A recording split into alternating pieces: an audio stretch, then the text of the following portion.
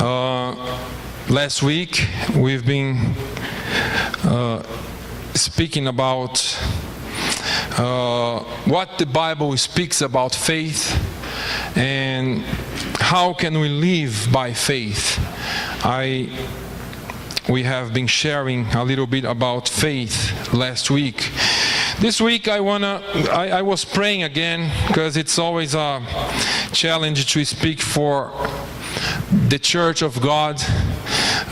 We have to understand that we are the children of God, so we can't come here and speak whatever we want. We have to try to speak what God wants us to speak. So this morning I'd like to use one or two examples from the Bible to speak about faith, because we often speak about faith, but we need to practice the faith in our lives. The Bible says in James 2:17, "Thus also faith by itself, if it does not have works, is dead." So if you don't practice the faith in your life, the faith that you say, that you profess, is dead. For this reason, maybe God has placed in my heart to speak about faith this 2 weeks that I'm trying to preach for you. I feel more comfortable in Portuguese, but that's okay. Let's open our Bibles in Matthew 14. You know this word very well, and I don't want to preach anything new here today. I want just encourage you to live by faith.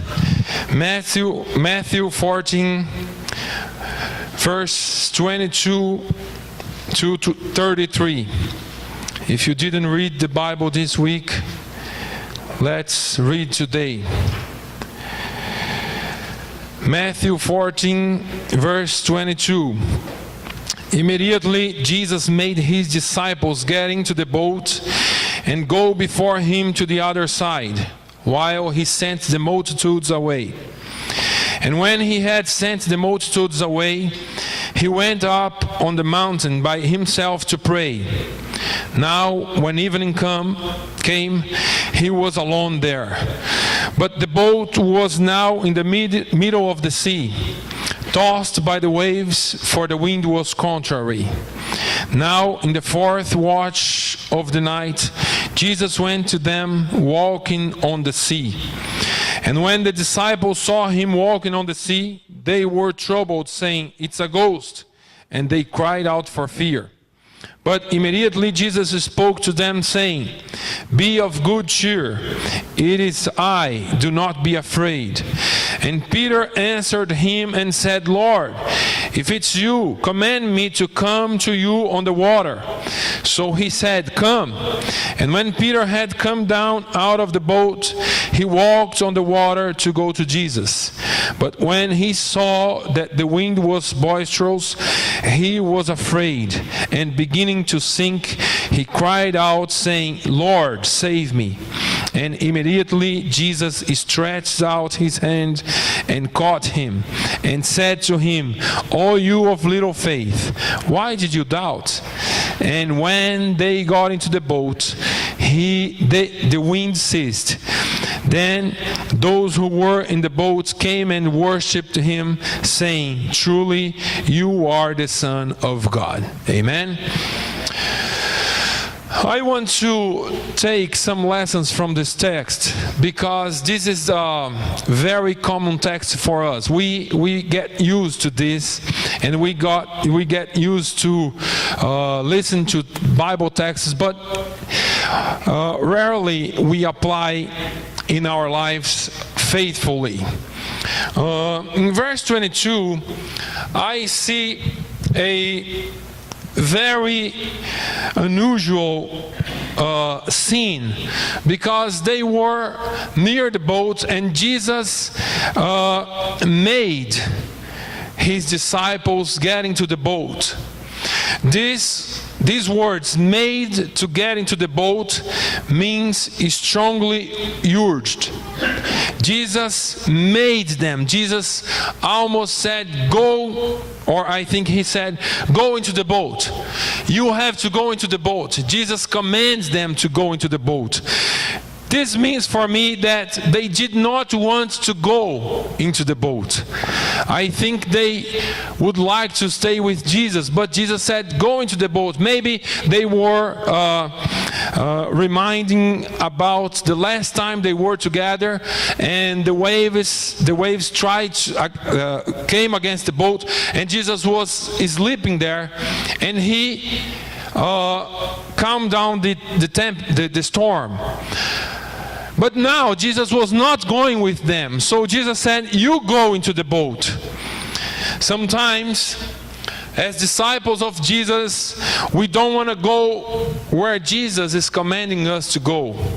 Sometimes as servants, as disciples, Jesus has to force us to go into situations to make us live by faith. Sometimes we as disciples have the same attitude that the disciples had, and Jesus strongly urged us to go or do something or go somewhere, and sometimes we can't go by ourselves, or we won't go by ourselves, or we don't want to go. But Jesus is saying, go into the boat. And we go sometimes only when He placed us into the boat. Sometimes we see ourselves in the boat even when we didn't like to. Sometimes we see ourselves in situations that we preferred not to be there. But Jesus is commanding us to go into the boat. And I could say that this boat means for me, or to me, the Christian life. How many times we try to go by other ways. How many times we try to live our lives as not as good Christians, or not as, I'm not saying good persons, I'm saying good Christians. But Jesus placed us on this boat. And in verse 24, the Bible says that the boat was tossed by the waves, for the wind was contrary. The boat was tossed by the waves. Now let me ask you, didn't they obey the command of Jesus? Didn't they go to the sea as Jesus said to them? They were obeying. And even though they were obeying, the boat was tossed by the waves. Let me tell you, sometimes you are living a godly life. You are living a Christian life, a faithful Christian life, and the boat begin to be tossed by the waves. The boat begin to be shaken by the waves. And you may say, God, I'm so faithful. I go to the church every day, every Sunday, every Wednesday, or wherever, or whenever you come to the church. I'm faithful to your word. I'm faithful to whatever you command me to do. And now my boat is getting tossed by the waves. Be faithful doesn't mean that you will not be tossed by the waves.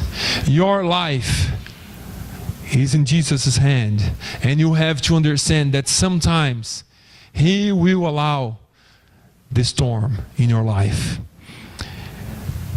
They were obeying, and the wind was contrary. I see another thing here. When you obey, when I obey, doesn't mean that you will not have problems in your life. Sometimes you obey and you think because you're obeying, you won't have problems. But I'll tell you, when we obey, we will face the difficult moments of our lives as any other. As every human. The most or the worst part, and maybe the Bible doesn't say that, but the most difficult part for them, they may have cried out to Jesus. When the storm came, I believe they started to cry out. After, we see that they cried out when they saw Jesus. But before, when the boat was tossed by the waves and the wind was strongly contrary to the boat, they may have cried out. And Jesus didn't come.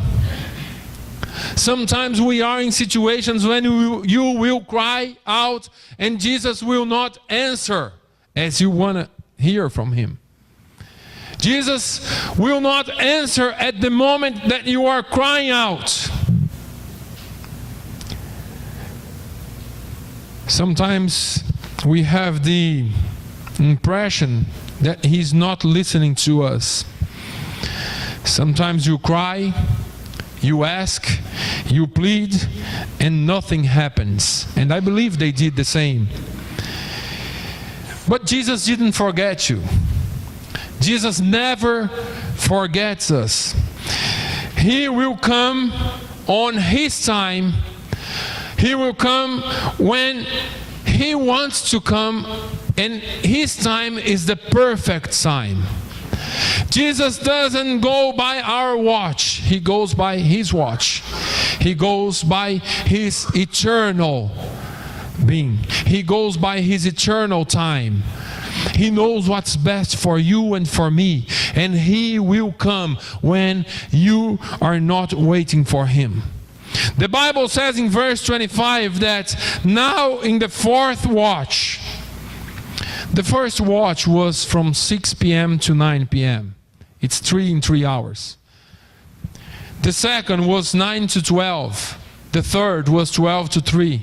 And the fourth was 3 to 6. And then it started the first hour, second hour, third hour. But watch was from 3 to 3 hours. And now Jesus come when they lost their hope, when they didn't have more hope, when they were thinking that Jesus forgot them, they were thinking that Jesus abandoned them. Okay, Jesus told us to come because He knew this was going to happen, but He is not with us. Today He left us, and today we are by our own. But Jesus showed up, and what amazes me is the way that Jesus came. Because Jesus came to help you in the way that you are not expecting.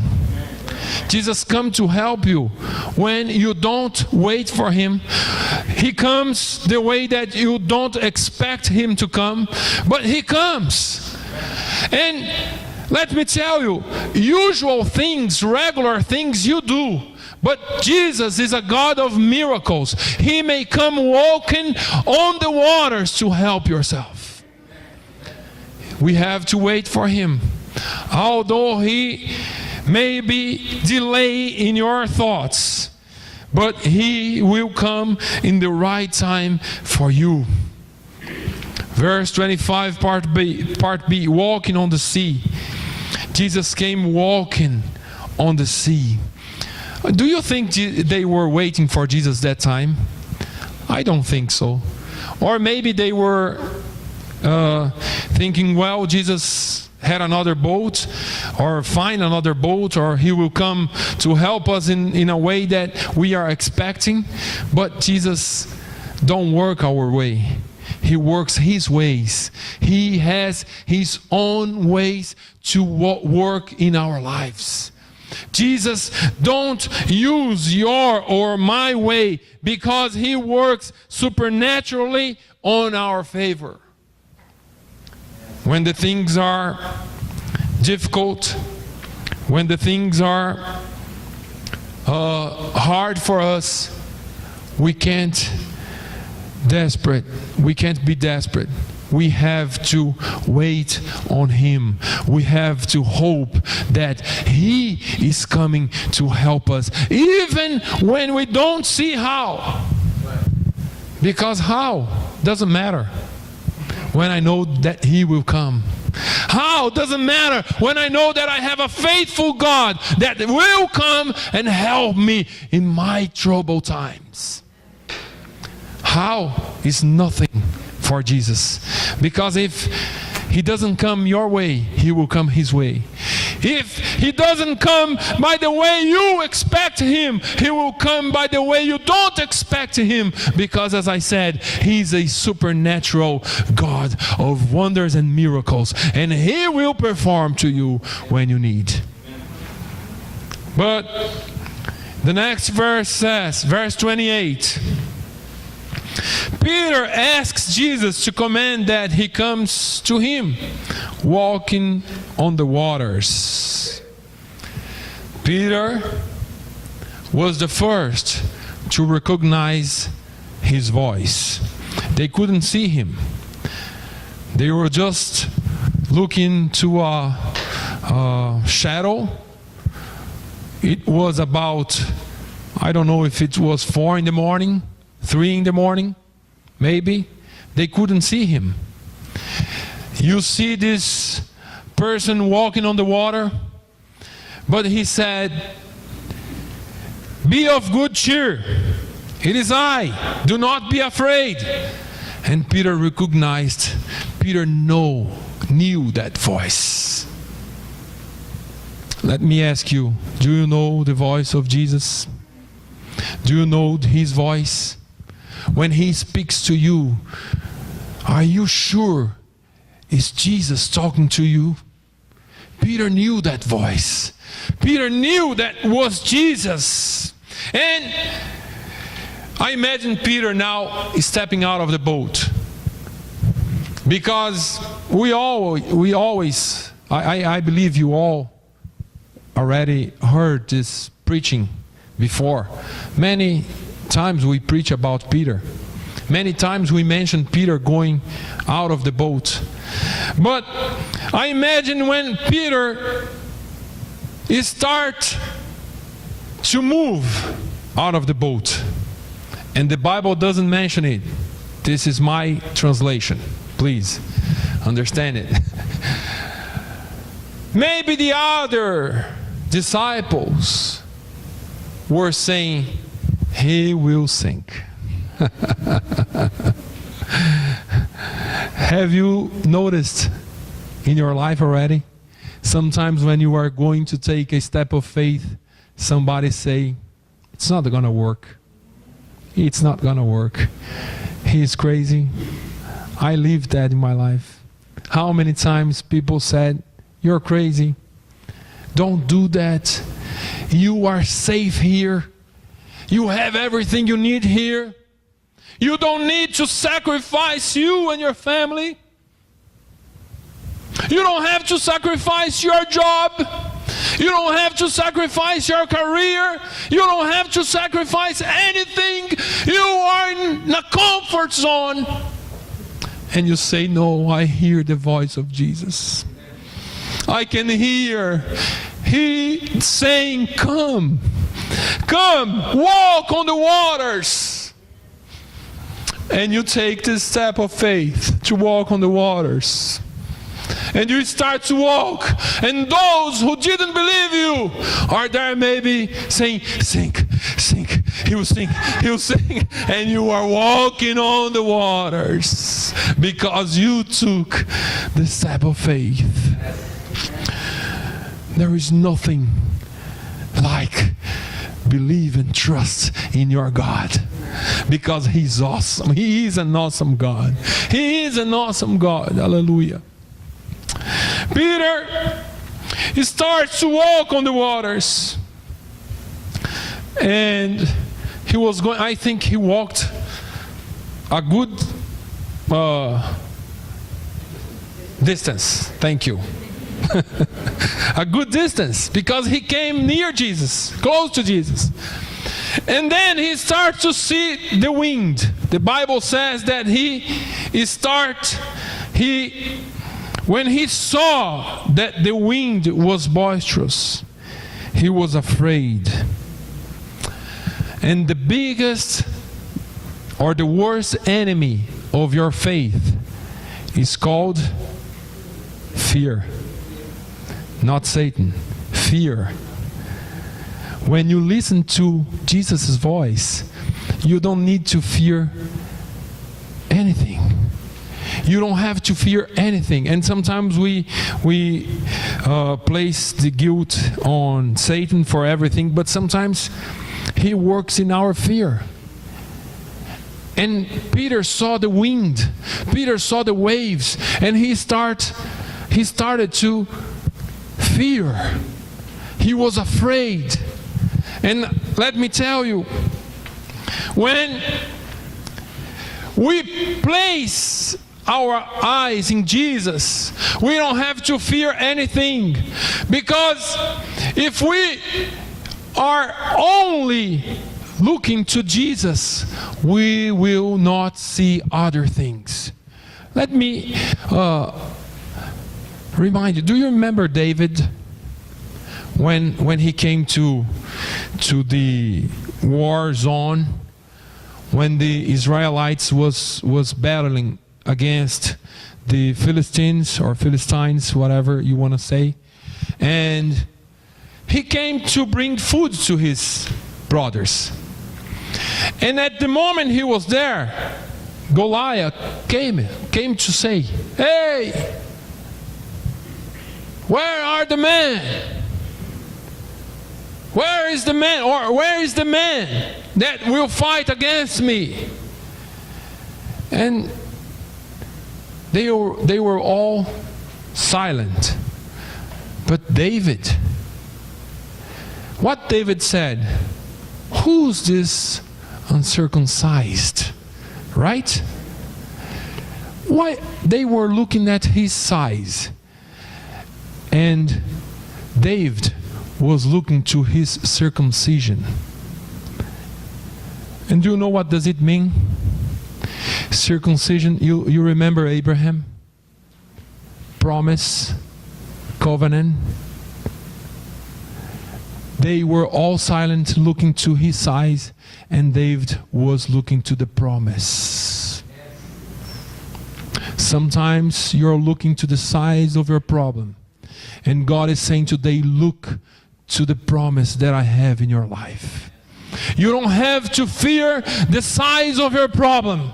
You don't have to fear the wind, but fear me and look to the promise. Because God has a promise in your life. We don't have to fear nothing or anything when we have Jesus in our life, and when we hear His voice saying, "Come, come, come close to me." In our walk, to try to come closer to God, we will face many situations to make you sink and don't come close to Him. Don't come close to Him in prayer. Don't come close to Him in worship. Don't come close to Him in attendance to the church. Don't come close to Him in living a godly life outside of these walls. This all that I said, make you come close to Him. This fear don't want to make you come close to Him by reading the Bible. Because as you live a life for God, reading the Bible, praying, attending the church, listening to the voice of God, your faith will increase and you will walk on the waters. And this is what your enemy and our enemy doesn't want you to do. But when you walk on the waters to come close to Jesus by faith, you will have some surprises. Well, he saw the wind, and then he began to sink. He cried out asking for Jesus' help. This amazes me, because Peter was a fisherman. He knew how to swim. You will see in John 21, or 22, Peter swimming to come to Jesus. He knew how to do. He was a very experienced man on fishing, and he was raised up in that village close to the sea. He fished every day of his life. Maybe he went to the sea with his father, with his grandfather. He was there living. He was born there. And now, when he started to sink, what he did? Jesus, help me. Jesus, help me. He could easily swim back to the boat, but he preferred to ask Jesus to help him. How many times in the midst of our trouble, we trust in our abilities. We trust in our past experience. We trust in our knowledge, and we forget Jesus. Walk by faith means that you have to trust Him every second of your life. When you get in trouble, it's normal. I will come back to David. Do you remember how many stones David caught to go against the Goliath giant? 5 stones, right? 5 rocks. Why?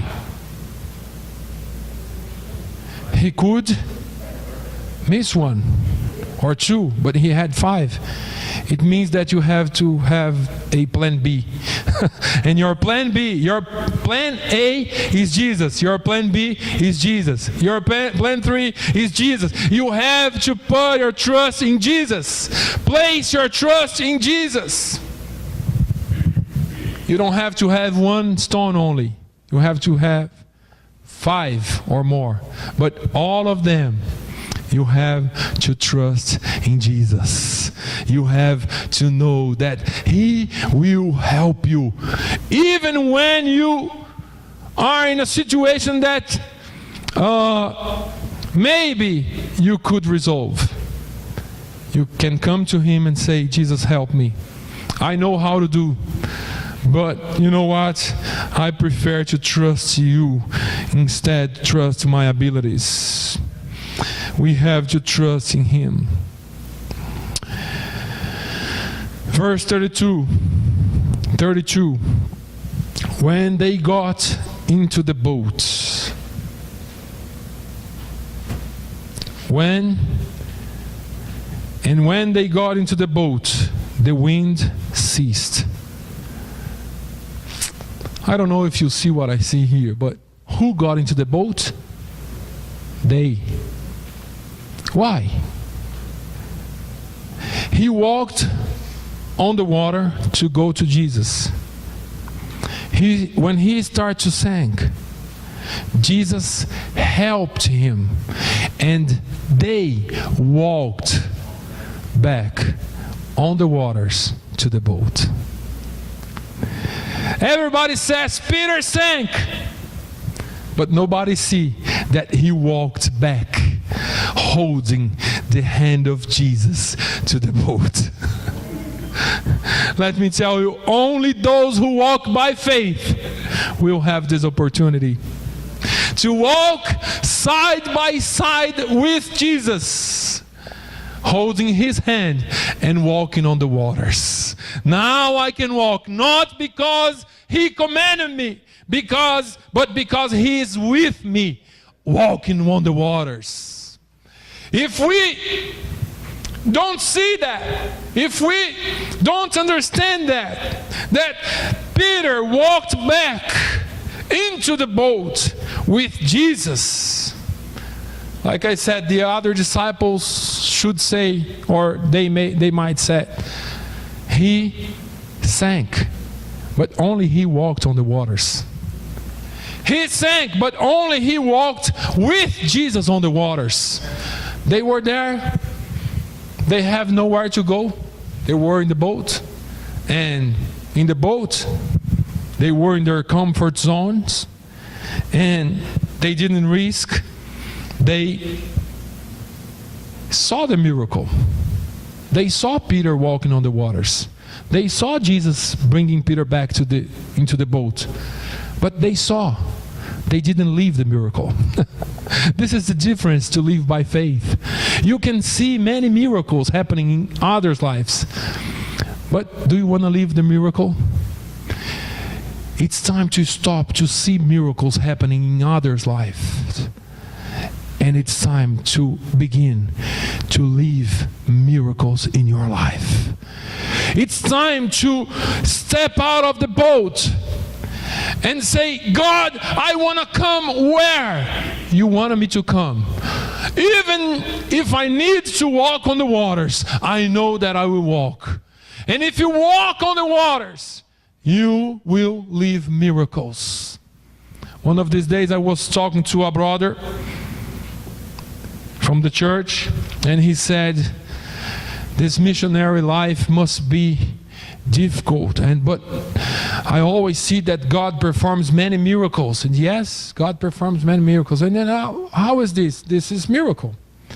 I answered, this is miracle. You live by faith. You live because you choose, or God chose you to live this way, and you have to trust. And it's beautiful. But then I was thinking, people see the lives of those who live by miracle or by faith, and they say, oh, it's beautiful. It's beautiful to see how God works in your life. Well, isn't it beautiful to see how God works in your life, in my life? It should be for all of us. I live by miracle. I'm not saying the miracle that everyone lives. But I'm saying special things that God does in our life, God performs in our lives when we walk by faith. When we walk by faith, God performs many miracles. If you leave the boat, though you sink, Jesus will help you, and you will come back into the boat holding His hands. The last chapter, verse 33 that we read, the last part of the verse, they say, truly, you are the Son of God. Easy to say in the boat. I serve an awesome God. I go to the church every Sunday. Jesus is awesome. Fine. It's easy to say it here. What about in the sea of life, when the wind is contrary to your life, when the waves are tossing your boat, when your life seems to be a mess, are you able to say truly you are the Son of God? Those disciples, they just saw, but Peter knew. They knew because they saw, but Peter knew because he lived the miracle in his life. Oh, you can say because you saw, but I can say because I lived the miracle in my life. I lived the miracle of walking on the sea, of walking on the waters. Let me tell you, unless you leave your comfort zone, you will never walk on the waters. You will never walk on the waters. You will never see and live miracles. If we are talking about the faith that the Bible teaches, this is what I have to say. And this is what I have to tell you. You have to step out of the boat. You have to leave your comfort zones. And you have to live a godly life and listen to His voice and know His voice and answer and respond to his command of come. Come, walk on the waters. This is the word of God for you today. Come and walk on the waters. I don't know what's your problem. I don't know what you're facing in your life. But I'll tell you, if you come and walk on the waters, you will live the miracle. Whatever is happening to your life now, Jesus is faithful and Jesus is powerful to make you live the miracle that he has prepared for you. Amen. Close your eyes. Lord, thank you. Thank you for this day. Thank you because you are a God of miracles. And even though many of us don't have courage yet to live by faith, and I say yet because I know you are placing faith in our hearts to live by faith, to live the miracle that you have for us, to live the experiences that you have for us, Lord. Lord, I pray for those who are facing difficult situations now, in their lives, in their families, in their jobs, in their careers, whatever.